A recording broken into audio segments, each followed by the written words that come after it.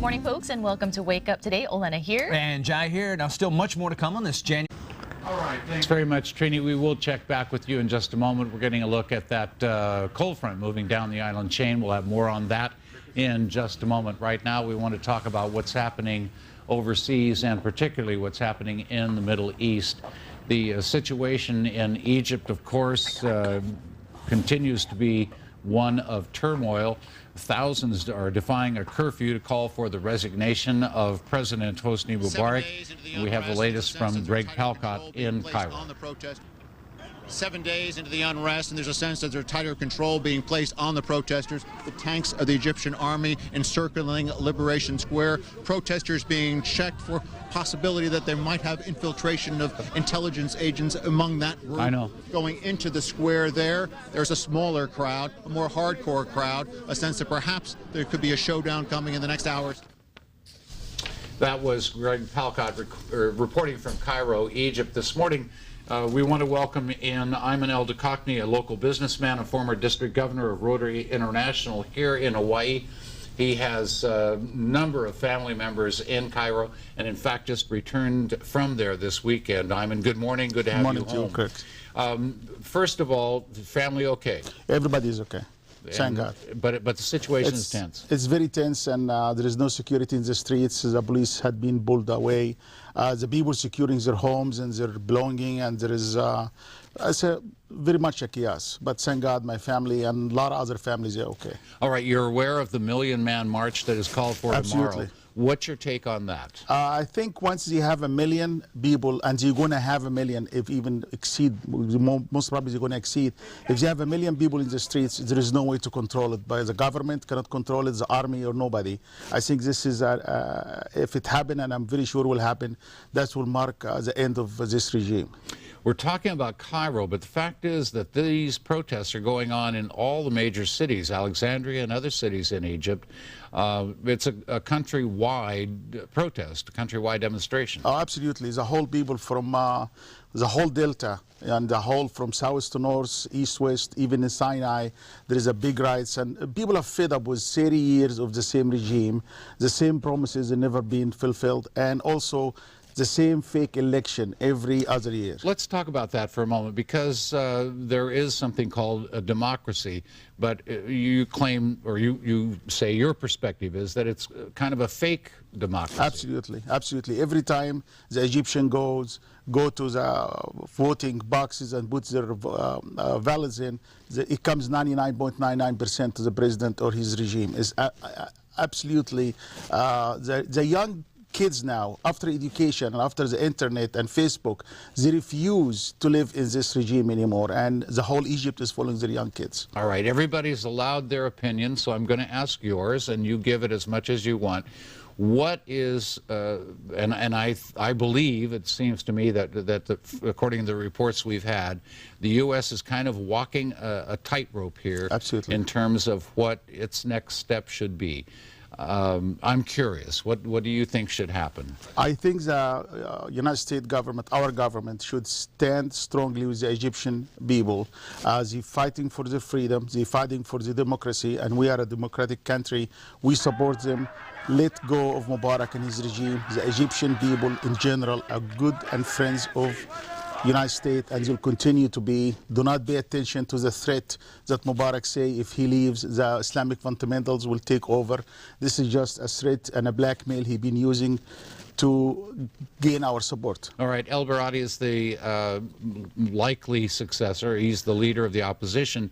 Your feelings about that man? I don't think Al-Baradi is really clear to be the leader of the opposition. There is a chaos there. Nobody knows what will come, but I don't think in any conditions the Egyptian will allow the Islamic fanatic to take over their country. Are Americans safe there right now? Americans are very safe for now, but as long as our government, continue to just walk or dance with the idea, I think things will change. We have to clear our support to the Egyptian. All right. Ayman, good to have you home. Thanks so much for being here this morning, and your friends all welcome you back. Thanks a lot. I appreciate it. Thank you. We will take a short break. We want to know if Egypt is affecting the U.S. business climate. We'll check in with business analyst Randy Haber when we come back. A lot more ahead on Wake Up Today.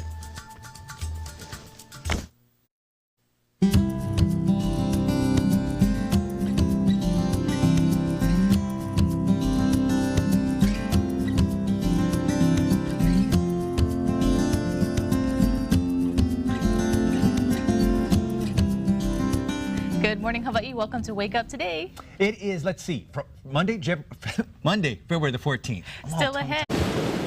Thank you very much, Jason. In the headlines this morning, of course, we want to talk about the latest in Egypt. Egypt's ruling military council is calling on labor leaders to stop strikes and protests to allow a sense of normalcy to return to the country. Egypt is, of course, in the midst of a growing wave of labor unrest unleashed by the uprising that ousted Hosni Mubarak from the presidency last Friday.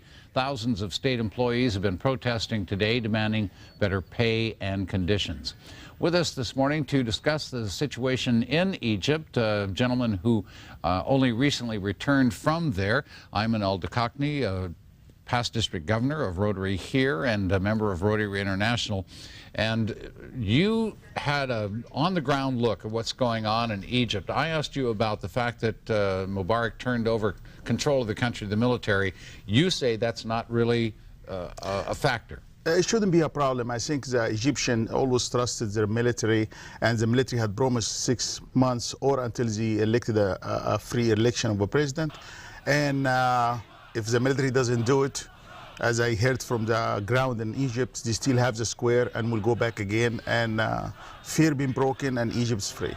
Tahrir Square as the focal point of all of that activity. Absolutely. But there's activity in Alexandria, all across Egypt. In one given day, the last day before Mubarak left, I think the numbers was 20 million Egyptian all over the 20 million all over the streets of all Egypt, all the cities, with 20 million people asking for Mubarak to leave. So. But that's not going to solve all the problems. There's problems with the economy that can't be solved just with the president resigning, stepping down. What's next? What do you see necessary for Egypt to once again thrive as a country? Democracy, as long as you have a free election. And now there is a sense of the Egyptians, they have a sense of owning their country. There is a lot of calls in the internet and a lot of places for them to work harder, to start produce. So I think there is a change. There's some point that all the Egyptians look of their country. Before I heard that we've been renting it, we've been a tenant here, now we own the country. And I think this feeling will make a big difference. You mentioned something there that really strikes home with us, and that is social media. How big of an impact did Twitter and Facebook and social media have on this uprising? Absolutely, this is what started. It's Facebook and Twitter. Those kids took it among themselves to organize, and it was very clear that Mubarak tried to fight it by shutting the internet down for a few days, but it didn't work. It was too late, and I think what I want to say exactly, those kids took the message of freedom and the message of democracy by being in the internet and learning from us here how we live, and they tried to implement it in their country, and that's a great success. For 30 years there was the image of democracy, but you don't feel that that was the case? It was absolutely. It was no democracy for Egypt, and even beyond 30 years, it just was like a facade. So we can be called as a democratic country, but we've never been. There's a fallout in the rest of the Middle East. We see Yemen, Jordan, Iran. There are rallies planned. There's a lot of unrest going on in the Middle East right now. As I told you, it's before when I was here, whatever happened in Egypt, history told us, whatever happened in Egypt usually spread in the Middle East. Egypt is the heart and the brain of the Middle East, and usually whatever happens there will take place over. Now we're looking even for Iran. We're hoping that Iran will, the Iranian will start do the same movement against their government. Ayman, it's good to have insights such as yours with us this morning. Really appreciate seeing you again. Appreciate it. Thanks, Ayman. Thanks a lot. We will take a short break. Love advice from the First Lady. What she says makes for a successful relationship when Wake Up Today continues. It has to do with laughter. Stick around.